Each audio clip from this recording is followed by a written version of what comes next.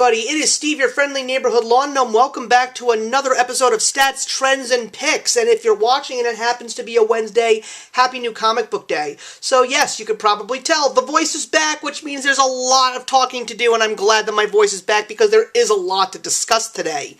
So before we get into what March looked like and what is on the horizon for April, I want to say that there is a lot of interesting things happening in the world of comic books, Western comic books. And it's very interesting because it's still bizarre to me that I am hearing so much more negative news than I am positive news, because I have been preaching on this channel, whether you've watched me in some Let's Chat episodes, or maybe just throwing the ideas out on a must-be-read, or just a discussion here in general. I personally feel that the comic books industry is relatively strong, but if we keep putting the big two companies ahead of the pack in regards to the whole overview of the comic book industry, then yes, it's going to be very negative, because as far as I'm concerned, I don't really know what the future holds for Marvel and DC, because this past month I dumped another 2 titles, and knowing that there is a big summer event taking place called DC Absolute Power, I'm definitely interested in reading it and probably investing in all the issues, including the tie-ins, because Mark Waid is going to be headlining it. He's going to be, I think, writing the whole story. So it's definitely something that I want to check out because I do love how Mark Waid writes. And outside of that, I'm anticipating that there's going to be another big reboot, unfortunately. It is crazy to believe how many times DC has rebooted their universe in the last decade, but from what I have heard, they're sort of trying to do what Marvel's been doing, which is creating their own version of an Ultimate Universe. And when you take a look at Marvel, there are even less titles that I'm personally reading in regards to Marvel. The only 2 ongoing titles that I'm reading right now are The Immortal Thor by Al Ewing and The Incredible Hulk by Philip Kennedy Johnson. All the other titles, and yeah, I am sort of reading the end of the Krakoa era, but I am also planning to pick up X-Men 35, which is X-Men 700, the official close of the Krakoa era. I don't know why I'm punishing myself. Maybe it's just because of the fact that Chris Claremont is going to be writing a portion of that book, and I just sort of want to put the final nail in the coffin and say, we're done. And I've even heard about the new X titles that are coming this summer, and the only one that a lot of people seem to be excited about is the one that's being written by Jed MacKay. Now, I don't have anything truly against Jed MacKay, but a lot of the stuff that I have read of his, as far as ongoing series, I've dropped them relatively early. I had no interest in picking up the Doctor Strange stuff after the death of Doctor Strange and in the Strange title, and I dumped the Avengers after the first story arc. And same thing with Moon Knight, though I was very satisfied with the first 6 issues of Moon Knight. I didn't really feel I needed to read the rest of it. But the new X-Men titles, not interested in them. I'm definitely not interested in anything in the current Spider-Man world or any of the other popular books. I even dumped the Straczynski Captain America title after the first issue, but the Ultimate books seem to really be doing well, and I'm not surprised. They're great stories. Ultimate Spider-Man from Jonathan Hickman is a great story. I'm really enjoying it, and I'm also liking The Black Panther by Brian Hill, and I did read the first issue of Peach Momoko's Ultimate X-Men, and it was definitely different. I appreciated its originality and its uniqueness, so those are the only things that I really see myself reading along with the Hulk story, because I think I'm going to be dumping the Immortal Thor after the second story arc. I'm just not connecting with it. And the other Jonathan Hickman book that I was reading over at Marvel was Gods, and that's going to be finishing after 8 issues. So, yeah, Marvel's really falling, and DC, I don't really know what's going to happen, because if they're going to reboot it, I'm pretty sure that Jeremy Adams might be thrown off of the Green Lantern book.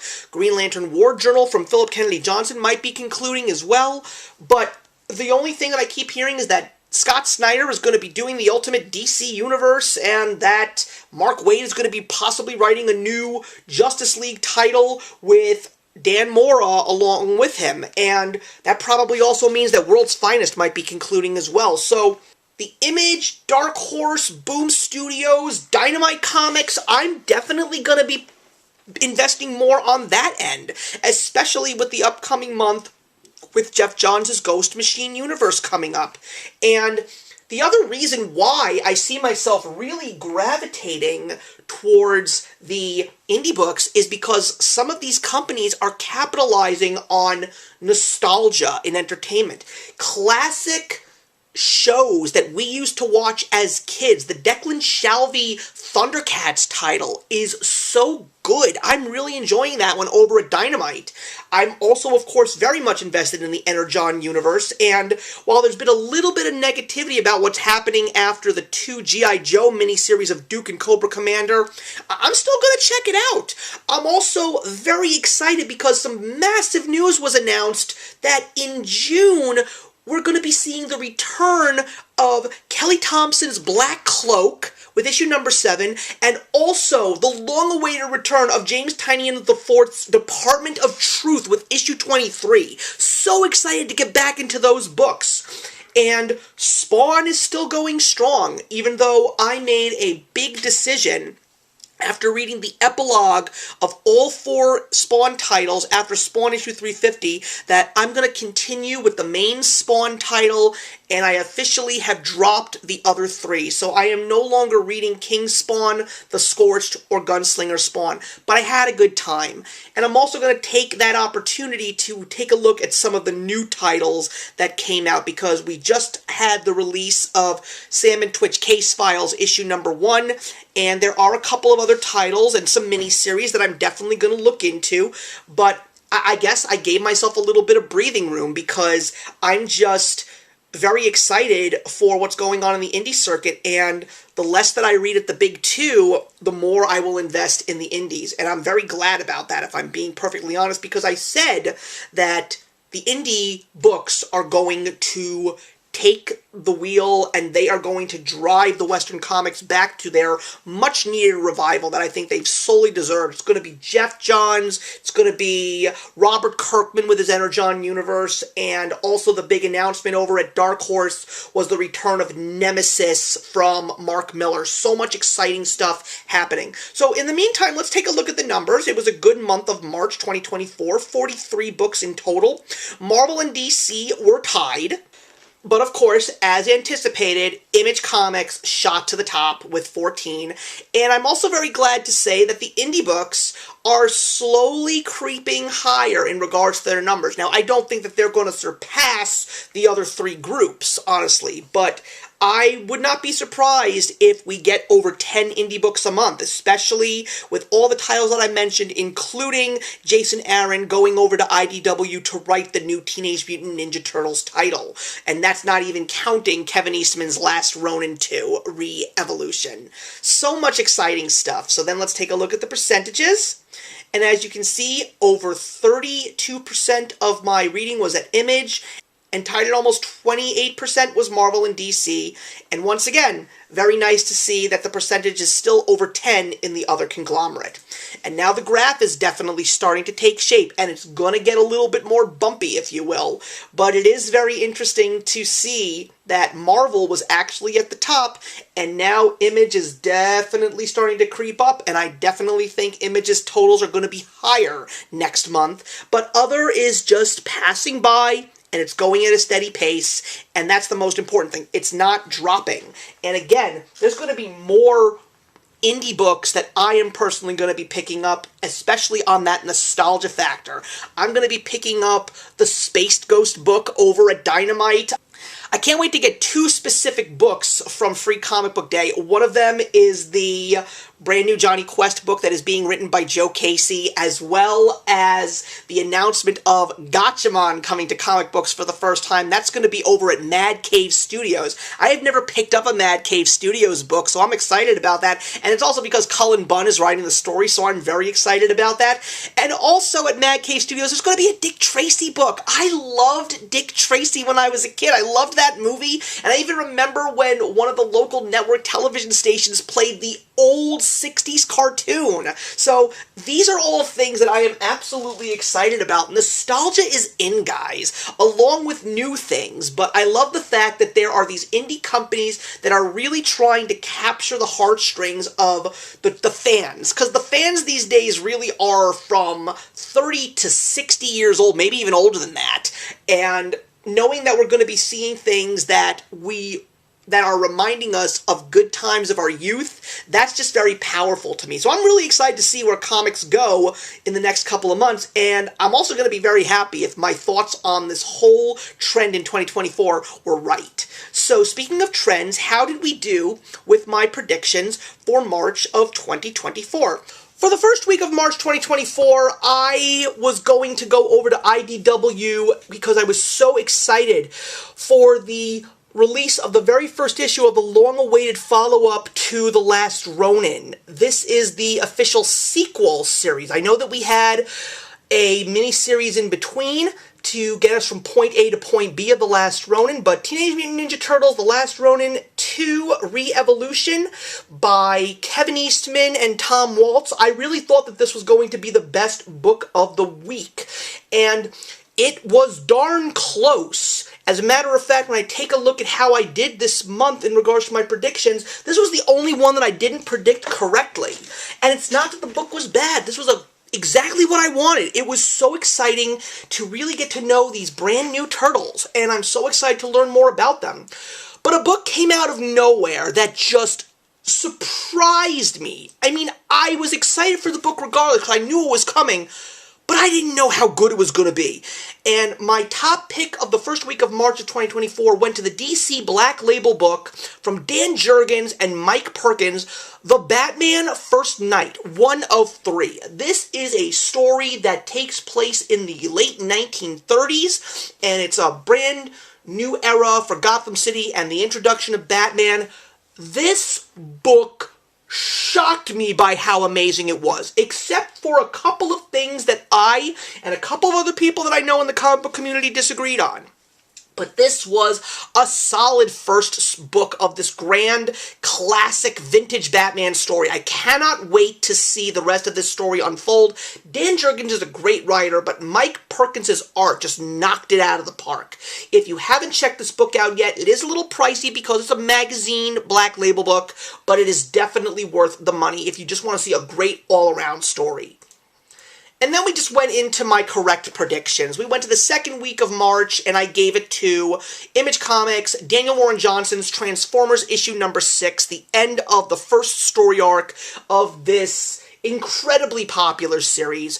I am a little bit skeptical about what issue number 7 is going to look like, considering Daniel Warren Johnson will no longer be doing the artwork. He will still be writing. The question is really going to be how long is he going to continue writing this story, but the book was filled with action, filled with excitement, the familiar faces of the Transformers that we know and love. Just a great all-around story, and so excited to see what the next arc is going to give us. I know there's still some skepticism, but I don't know. I just don't think that Robert Kirkman, who's in charge of the Energon universe, is going to try to make an effort to disappoint fans.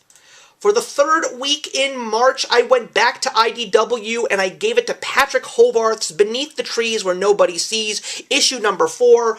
This is still my favorite book of 2024, everybody. It is just such a breath of fresh air in regards to everything out there. And this is the reason why indie comics are making such a splash in the last couple of years, because they're giving us stories like these. And the images and the characters that are part of these stories are what makes them stand out and really spikes the intrigue to 11. When I first saw the first cover of the first issue, I didn't pay it any mind, but there was just something about it that said to me, you really got to pick up this book. I had the same feeling a few years back with Twig over at Image Comics by Scotty Young. I just felt that if I didn't invest in this book, I was going to make a mistake and miss a really great story. And this is a great story. There's only 2 issues left, but Patrick Hovarth is doing such an amazing job with it. with this book over at IDW. And for the last week of March of 2024, oh, this book. I was so excited to know that it was finally here. Tony Fleecs, Trish Forstner, they got back together over at Image Comics for their follow-up to their ever-popular miniseries, Stray Dogs, to give us Feral, issue number 1, the first issue of an ongoing series. It is not Stray Dogs 2 Electric Boogaloo, everybody. This is a completely different story with a completely different plot.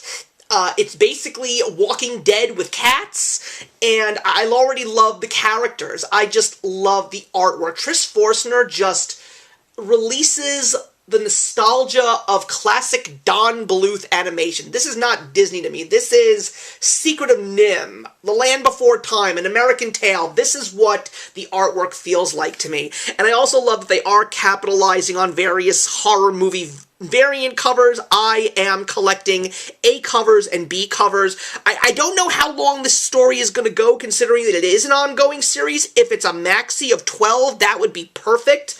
If this ends up going to 50 issues, God bless them. But I'm just really glad that this is here because the first issue was everything I wanted it to be.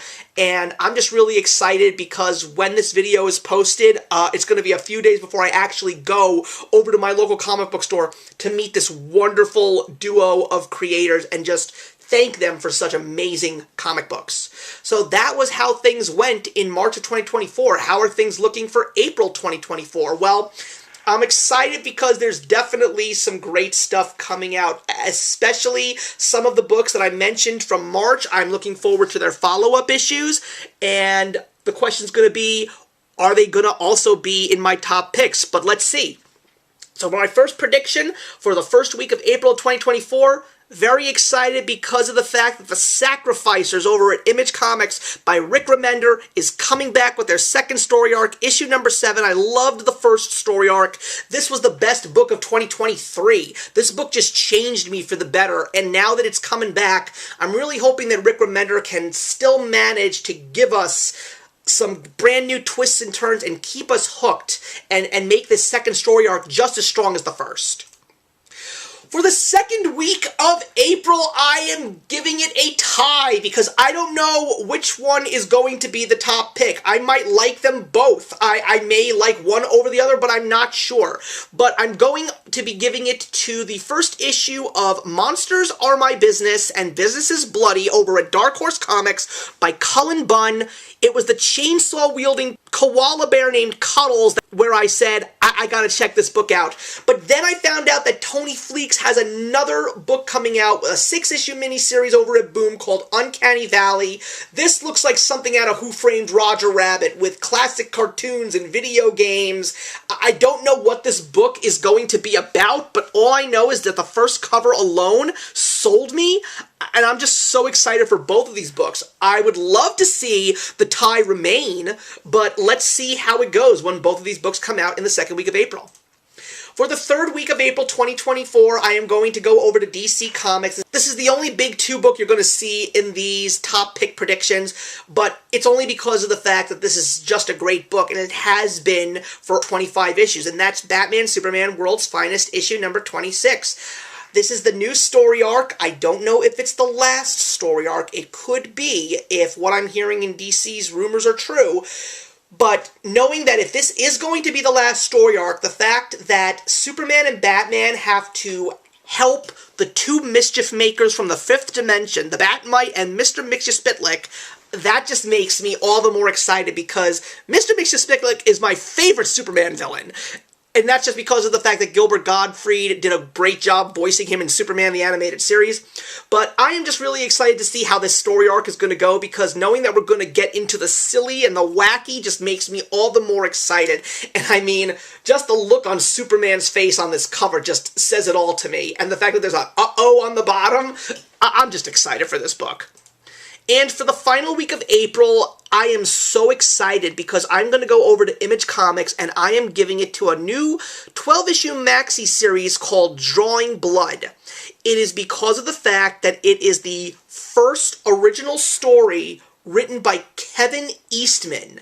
This is the only thing that I know that he has done next to Ninja Turtles. So the fact that he's giving me something brand new and fresh, I mean, based on the cover, it definitely looks like he's paying homage to the Ninja Turtles, but this is another Who Framed Roger Rabbit story. It looks like possibly maybe a better version of the Ralph Bakshi film Cool World, which makes me very excited. So the fact that Kevin Eastman is giving me something new, I'm on board. I really, really am. And I mean, they say it's called Drawing Blood, the story behind the stories. Really excited for this title, and I'm really hoping that it's a success, because even though Kevin Eastman has been such a success story with the Ninja Turtles, I'd like to see him give me something brand new that's not Turtles related. So that's going to wrap up my stats, trends, and picks for March of 2024. I am looking forward to knowing how your March went, and if there was anything that I left out, and what are some of your top picks for April of 2024. So in the meantime, everybody, I will see you in the next one.